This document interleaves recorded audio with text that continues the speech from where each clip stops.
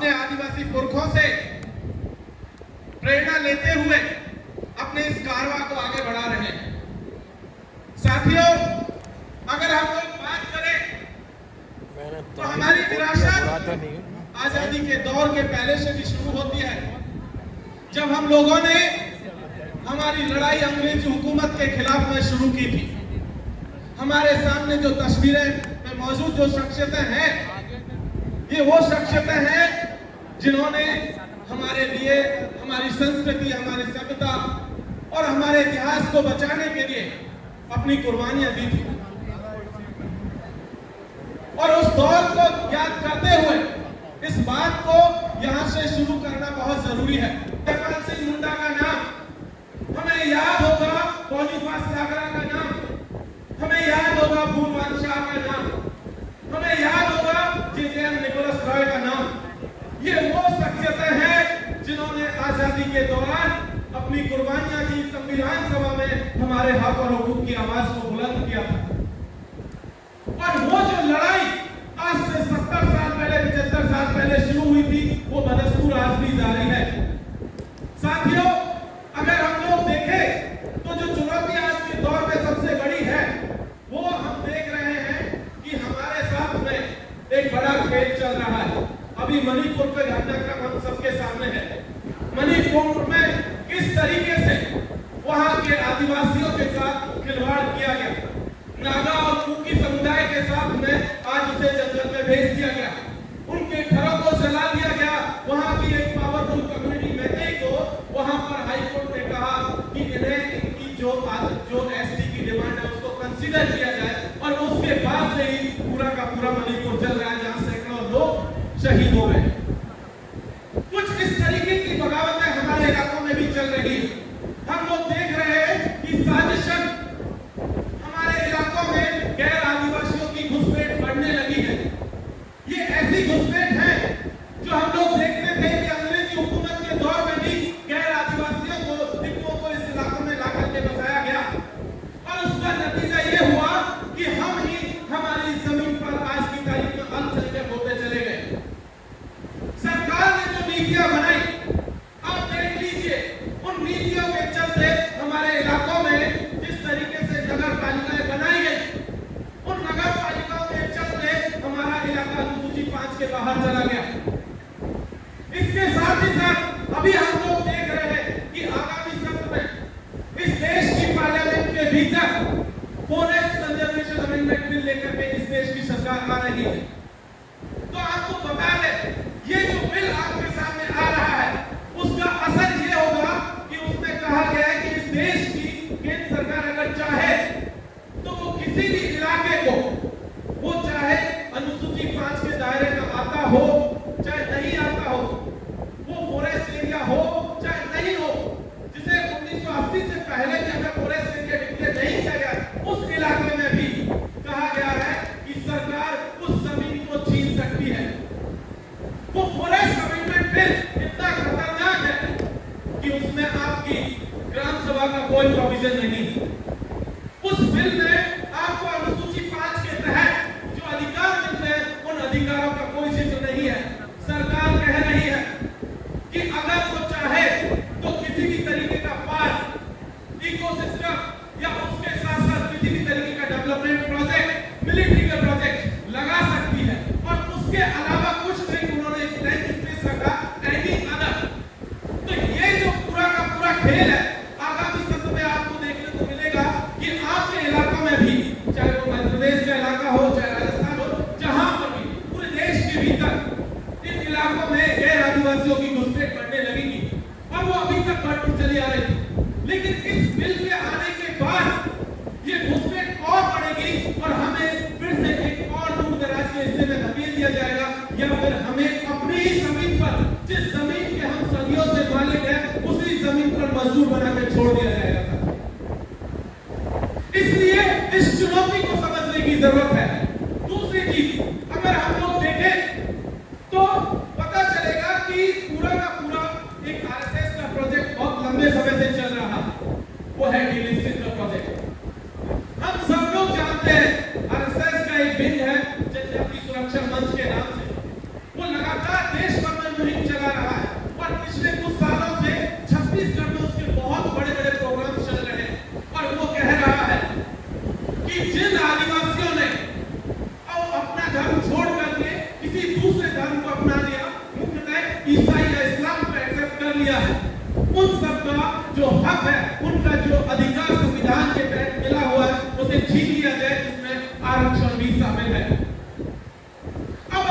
सोचिए कि इस देश के आदिवासी इस देश में जब धर्म नहीं था उससे पहले से रहते आ रहे हैं। उनकी अपनी एक पूजा पद्धति है, उनके अपने कस्टम है, टोटम है, उनकी अपनी एक सभ्यता है, उसकी अपनी एक परंपरा है। तो क्या कोई आदिवासी दूसरा धर्म एक्सेप्ट कर लेगा तो उसका रिजर्वेशन या उसके बाकी संवैधानिक फायदे छीन लिए जाने चाहिए? हम यहाँ से उसका विरोध करते हैं और हमें करना चाहिए, क्योंकि इस देश का आदिवासी अगर आप देखेंगे तो अलग अलग हिस्सों में अलग अलग धर्मों को मानता है, लेकिन हमारी पहचान हमारे धर्म से नहीं है। हमारी पहचान हमारी आदिवासियत से है, हमारे आदिवासी होने से है। पर इसीलिए हमें इस बात को पुरजोर तरीके से ये जो डिलिस्टिंग की मांग की जा रही है इसका खंडन किए जाने की जरूरत है। जो अभी साथी बात कर रहे थे रिलीजियस कॉड की, उस रिलीजियस कॉड की मांग को फिर से उठाए जाने की जरूरत है। हम सब लोग जानते हैं कि आजादी के पूर्व आदिवासियों को अलग अलग कैटेगरीज में रखा गया। कहीं प्रिमिटिव ट्राइब का दर्जा था, कहीं एनिमल्स का दर्जा था, कहीं जो है फॉरेस्ट ट्राइब का दर्जा था, अलग अलग कैटेगरी थी, लेकिन उनके पास एक रिलीजियस कॉलम था। आजादी के बाद वो रिलीजियस कॉलम हमसे छीन लिया गया। अब वो साजिश छीना गया। वो साजिश इसलिए छीना गया क्योंकि उन्हें लगता था कि इस देश के आदिवासी को, जिसकी की नुमाइंदगी उस समय संविधान सभा के भीतर बहुत कम थी, उसकी बात को छुपा देना, उसको दबा देना बहुत आसान होगा, और ये हुआ भी। तो उन्होंने ट्राइबल कोड को हटा ही दिया। जब संविधान सभा की बहस चल रही थी तब उन बहसों में भी ये बात आ रही थी। तमाम बहसों में ये बात थी कि ट्राइबल्स को, आदिवासियों को आदिवासी के नाम से रिकॉग्नाइज किया जाने की जरूरत है। जयपाल सिंह हुड्डा ने बहुत पुरजोर तरीके से इस बात की वकालत की थी कि हमें आदिवासी के अलावा कोई भी दूसरा शब्द मंजूर नहीं है। लेकिन क्या हुआ? एक साजिश हुई आदिवासियों के खिलाफ संविधान सभा के भीतर। पहली साजिश ये हुई कि कहा गया 1946 का जब कैबिनेट मिशन आया था उसके तहत कहा गया कि 1 लाख की आबादी पर एक प्रतिनिधि जो है संविधान सभा के भीतर जाएगा। उस समय आदिवासियों की लगभग 3 से 3.5 करोड़ की आबादी थी। हिसाब से तो कम से कम 30 से 35 आदिवासी नुमाइंदों को वहां होना चाहिए था। लेकिन पहले राउंड में 5 लोग जाते हैं और फिर दूसरे राउंड में अलग अलग टाइम पर 5 और जाते हैं। टोटल 10 लोगों का जिक्र आता है, जिसमें से 4 ने तो कभी संविधान सभा की मीटिंग को अटेंड ही नहीं किया, और उनमें से 3 लोग कभी बोले ही नहीं। जो लोग गए उनमें से भी कुछ लोग नहीं बोले। सिर्फ 3-4 लोगों का जिक्र मिलता है जिन्होंने आदिवासियों की बात को रखा था मजबूती से, जिसमें एक जो है खासी ट्राइब असम से आते थे, जेजेएफ निकोलस रॉय, और सेंट्रल इंडिया से जयपाल सिंह हुड्डा, मोनिफास लाका। ये वो लोग थे जिन्होंने हमारे हक और हुकूक को संविधान सभा के भीतर बैठ कर सुनिश्चित किया था। पर जब वो लड़ाई वहां चल रही थी तो पता चला कि जिस दिन ये तमाम तरीके की बहस चली और नाम की भी जब बहस आई तो पता चला कि आदिवासी नाम की जगह अनुसूचित जनजाति टर्म को रख दिया गया। और ये उस दिन को चुना गया जिस दिन संविधान सभा के भीतर जयपाल सिंह हुड्डा एब्सेंट थे। ये साजिश थी आदिवासियों के खिलाफ, और साजिश का नुकसान हम आज तक उठाते आ रहे हैं। कोई हमें बनवासी कह करके चला जाता है, कोई जनजाति कह करके चला जाता है, कोई कुछवा कह करके चला जाता है। लेकिन हमें यहाँ से इस बात को इंश्योर करना होगा कि हमें अपने लिए आदिवासी के अलावा कोई भी दूसरा शब्द मंजूर नहीं है।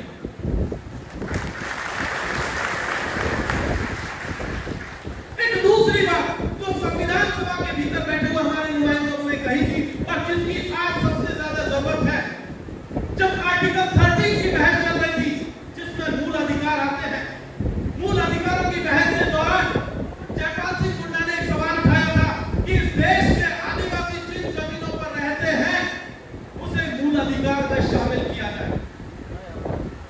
और उस दिन वो जो साजिश रची गई उसका नुकसान ये हुआ कि कहा गया, उस समय कहा गया, सरदार पटेल की ओर से, बाकी लोगों की ओर से कहा गया कि ये तो मूल अधिकारों की बहस है। जब संविधान सभा की तरफ से एक कमेटी जो आदिवासी मसलों को रिप्रेजेंट करने के लिए, आदिवासी मसलों को सुनने के लिए जो कमेटी बनी, वो कमेटी बनी थी। जान करके हैरानी होगी, एक ही नुमाइंदगी जो नॉर्थ ईस्ट से जुड़ी हुई थी उसके नुमाइंदगी कर रहे थे, उसके चेयरमैन थे गोपीनाथ बारदोले, जो असमीज ब्राह्मण थे। एक जो सेंट्रल इंडिया के आदिवासी से जुड़ी हुई एबी ठक्कर साहब जो कि आपके गुजरात से आते थे, वो भी हमारे पास है और उन्होंने हमारी मांगों को इग्नोर किया। संविधान सभा की उन मीटिंग्स में उन जो मिनट से रिपोर्ट है उनमें डाइजेंट नोट्स लगे हुए जयपाल सिंह हुड्डा के 25 लाख करा के, लेकिन उनको रिकॉग्नाइज नहीं किया गया। और उसका खामियाजा ये हुआ कि आर्टिकल 30 की बहस के तहत कहा गया कि जब समिति की रिपोर्ट आएगी, ट्राइबल एडवाइजरी कमेटी की रिपोर्ट आएगी, तब आदिवासियों के मसले पर चर्चा होगी। और जब समिति की रिपोर्ट आई तब तक सारे मामले, सारे फैसले लिए जा चुके थे और कहा गया कि अब तो फैसला हो चुका है, अब पुराने फैसलों में कोई हेरफेर नहीं हो सकता। तो ये जो साजिश हमारे साथ आज से 75 साल पहले हुई, वही साजिश आज भी चल रही है कि हमारी जमीनों को किसी न किसी बहाने से लगातार छीना जा रहा है। आप सब लोग जानते हैं कि इस देश में पेशा 1996 को लागू हुए 26-27 साल हो चुके हैं, लेकिन आज देख लीजिए क्या स्थिति है। इस देश के अधिकांश राज्यों में पेशा को लागू नहीं किया गया। छत्तीसगढ़ में भी कुछ समय पहले जो है वहां पर रूल्स एंड रेगुलेशंस बने थे। मध्य प्रदेश में जिस तरीके से लागू करने की कोशिश हो रही है, उसमें दरअसल पेशा की कुल भावना के साथ खेल दिया गया और उसको नाम में बदल करके सिर्फ नाम के लिए रखा गया, बाकी ओरिजिनल में जो कंटेंट था उसको सबको हटा दिया गया और उसका नुकसान आज भी हमारे देश का आदिवासी उठा रहा है। और इसीलिए इस जमीनों को बचाना हमारे लिए सबसे ज्यादा जरूरी हो जाता है। हमारी जो लड़ाई है उसमें चाहे डिलिस्टिंग का मामला हो, चाहे पेशा का मामला हो, चाहे अनुसूची 5 का मामला हो, ये वो चैलेंज है जो आने वाले दिनों में जयस हो या तमाम इस देश का आदिवासी संगठनों को लड़नी पड़ेगी। अगर इन लड़ाइयों को नहीं लड़ा गया तो यकीन मानिए जिस तरीके से अमेरिका के भीतर, ऑस्ट्रेलिया के भीतर वहां के नेटिव लोगों को, वहां के आदिवासियों को खत्म किया गया, यहाँ भी कर दिया जाएगा। आप देख लीजिए किस तरीके का खेल है। कहा जाता है कि अनुसूची 5 उन इलाकों में लागू होगी जहां पर उस एरिया, बेसिकली उन्होंने एरिया को डिसाइड किया कि एक बड़ा एरिया होगा, चाहे वो ब्लॉक के लेवल पर हो, चाहे डिस्ट्रिक्ट के लेवल पर हो, उसको अनुसूची 5 में डाला जाएगा। लेकिन जयस के स्थापना दिवस के इस मौके पर हमें इस बात को शुरू करना होगा कि हम अब मांग करते हैं कि जिन गांवों में 50% या उससे अधिक आदिवासी आबादी है उसे अनुसूची 5 के दायरे में लाया जाए। नुकसान क्या हो रहा है? जगह जगह इन्होंने नगर पालिकाएं बनाई। नगर पालिका बनते क्या होता है, क्योंकि उसमें गैर आदिवासी भी शामिल हो जाते हैं और तुरंत आपकी जमीन जो अनुसूची 5 के दायरे में आती है, पेशा के दायरे में आती है, वो जो है गैर आदिवासियों के हिस्से में चली जाती है और उसका नुकसान हम उठाते आ रहे हैं। आप याद कीजिए तिलका मांझी की फोटो वहां पर लगी हुई। तिलका मांझी की पूरी बगावत जब इस देश के तमाम जो राजा महाराजा लोग कहे जाते थे, उन्होंने अंग्रेजी हुकूमत के सामने सरेंडर कर दिया था, घुटने टेक दिए थे और जो भी रुकनी कर रहे थे, वजीफा पा रहे थे, सब लोग सरेंडर करके चले गए थे। उस दौर में बाबा तिलका मांझी ने बगावत का झंडा आज की तारीख में बिहार और झारखंड और छत्तीसगढ़ के इलाके में बुलंद किया था। और उसकी वजह क्या थी? उसकी वजह ये थी कि आदिवासी इलाकों में गैर आदिवासियों का प्रवेश, और आज भी वही लड़ाई चल रही है कि आपके अनुसूची 5 के इलाकों में, आदिवासी बहुल इलाकों में गैर आदिवासियों को लाकर के बसाया जा रहा है। फॉरेस्ट अमेंडमेंट बिल भी उसी की एक साजिश है जिसके तहत आपकी जमीनों को लिया जाएगा गैर आदिवासी पर्पजों के लिए। उनका उद्देश्य होगा कि इस देश के धन्ना सेठों को, पूंजीपतियों को आदिवासी इलाकों में लाया जाए, उनके लिए मुनाफा कमाया जाए ताकि वो आगामी चुनाव में उनको फंड कर सके। लेकिन सवाल यह है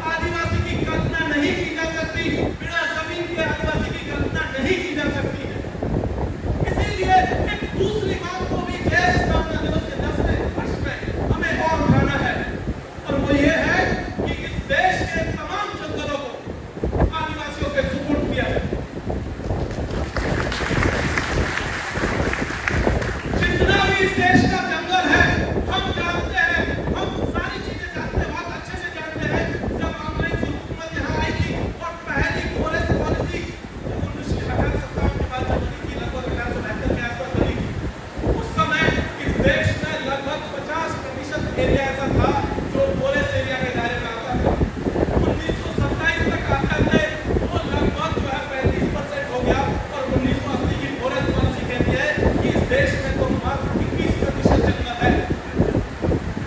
कहा गया आदिवासी, यूएन की रिपोर्ट है 2012 की, जो कहती है कि आजादी के बाद, सरकारी रिपोर्ट है, यूएन की रिपोर्ट कहती है कि आजादी के बाद लगभग 6.5 करोड़ इस देश के लोग विस्थापित हुए हैं डेवलपमेंट प्रोजेक्ट के चलते।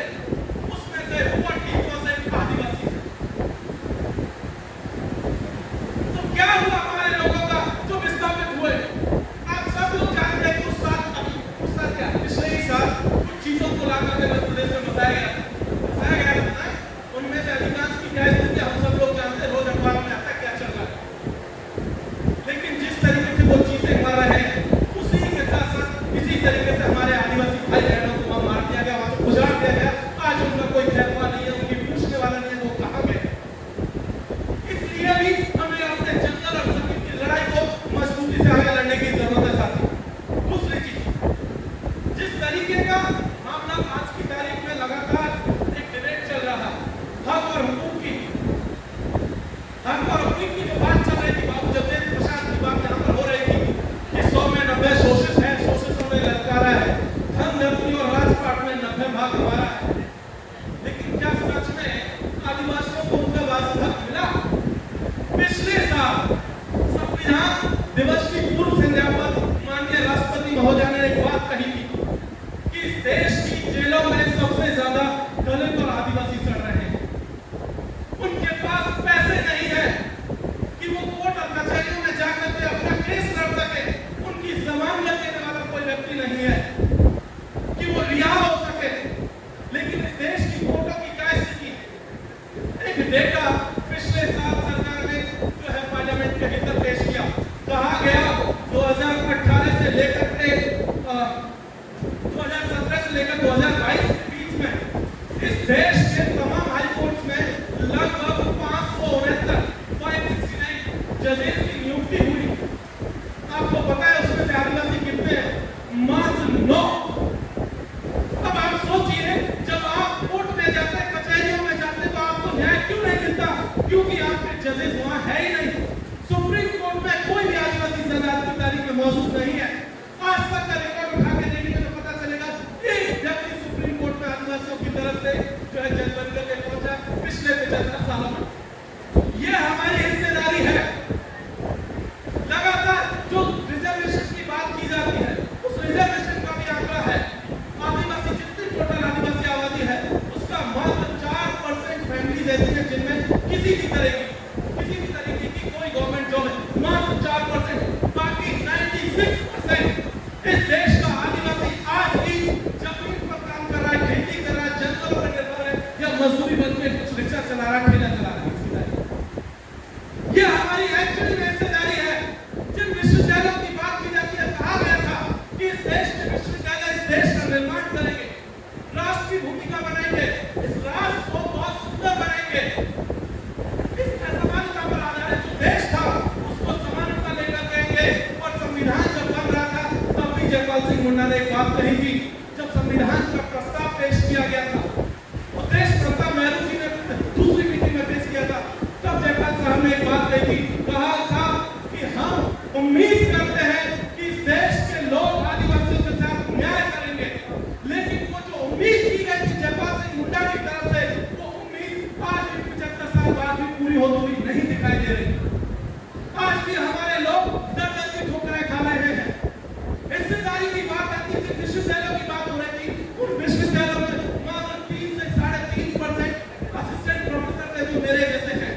जो विश्वविद्यालयों में पहुंचे हैं, जिनके पास नौकरियां हैं, 7.5% रिजर्वेशन की बात हो रही थी।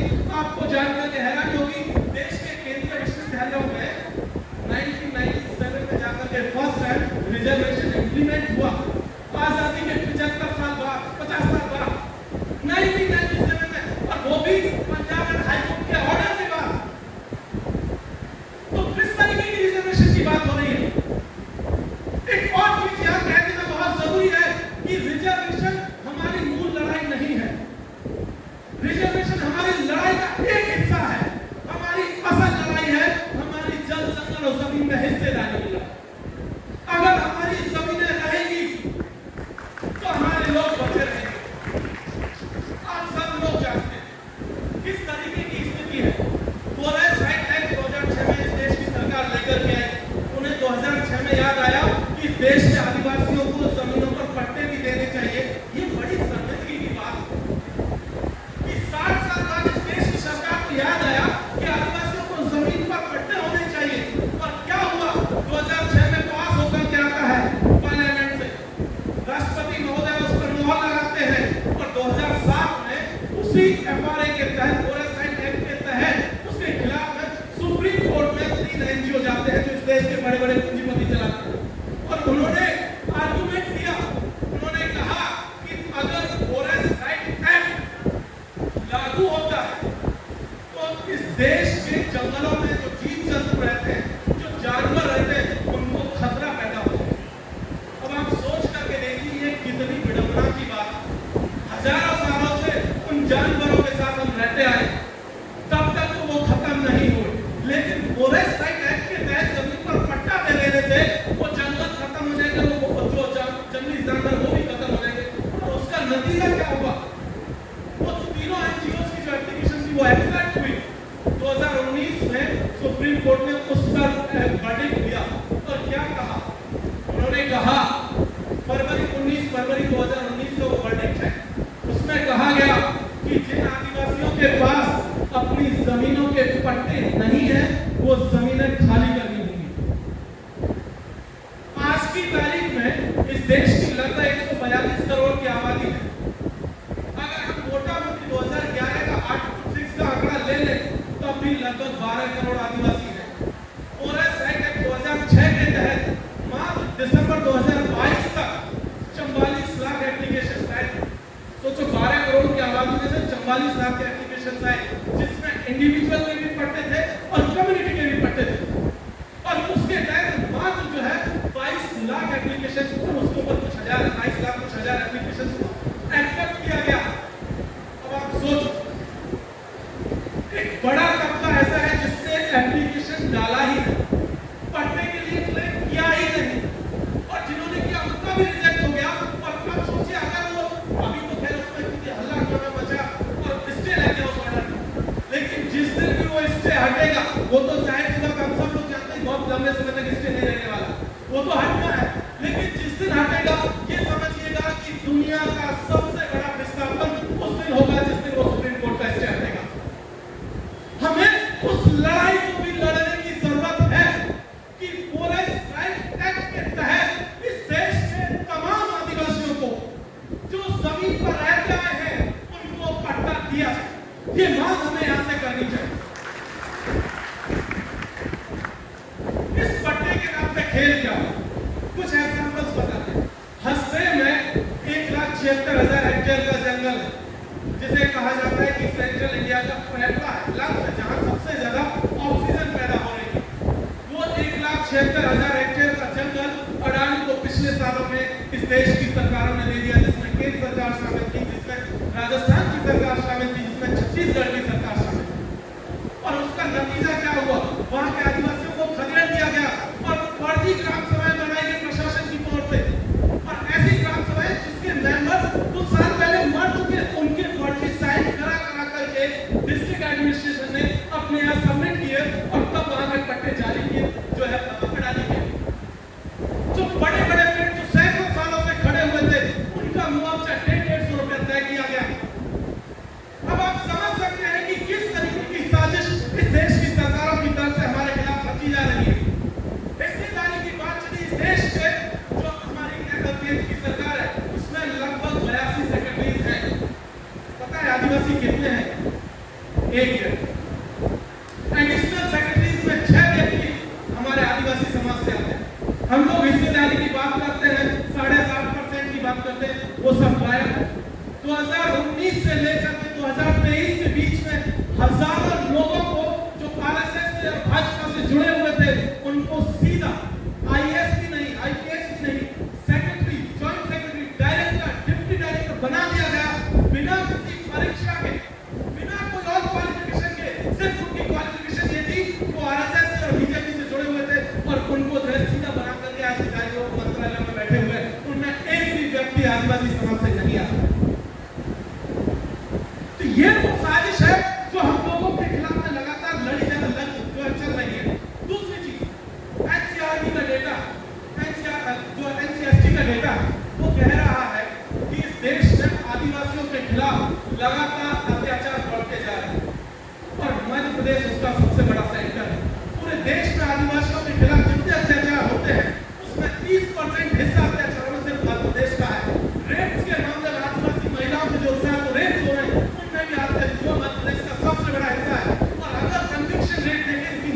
आपको करें तो पता चलेगा कि वो एकदम से गायब।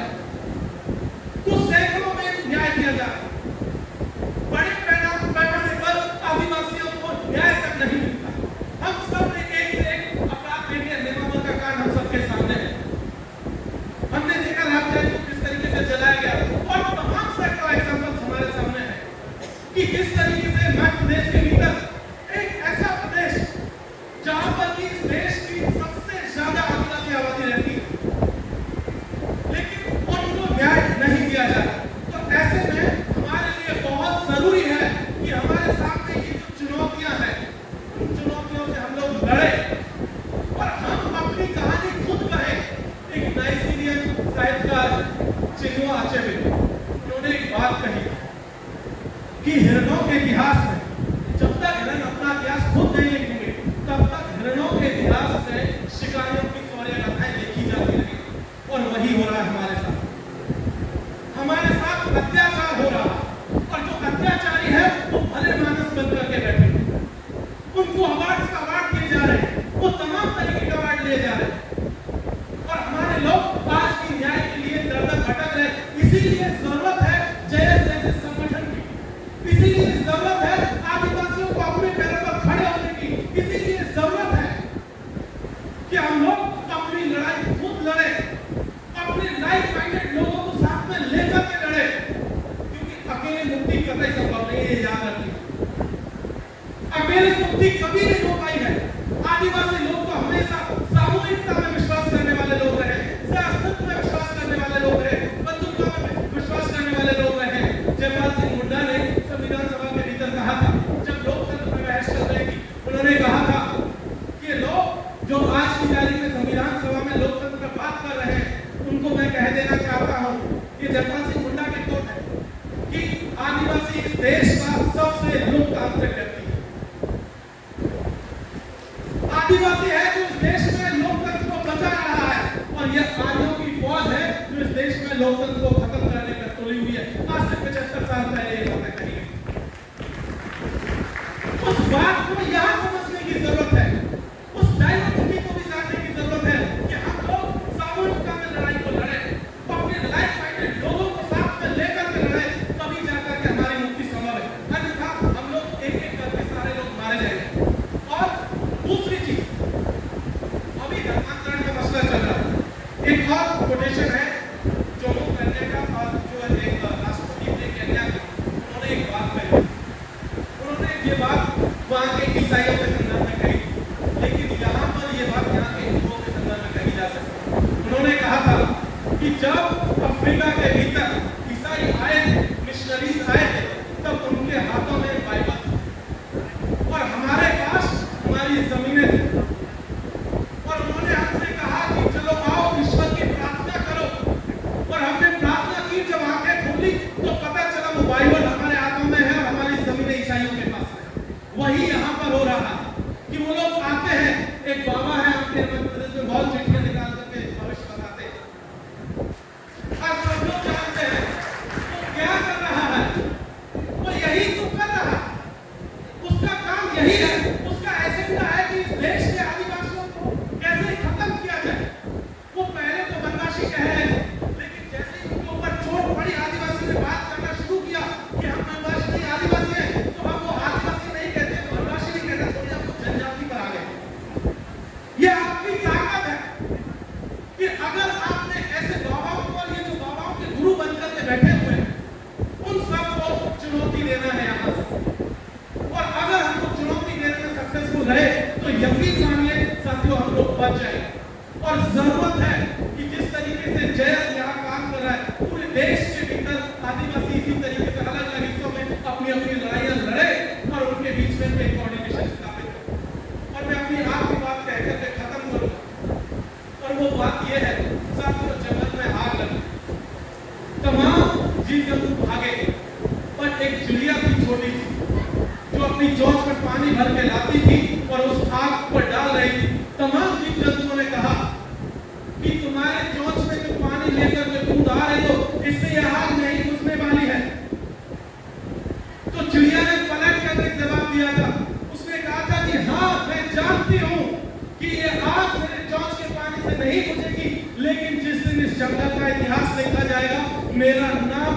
जाने वालों में होगा लाखों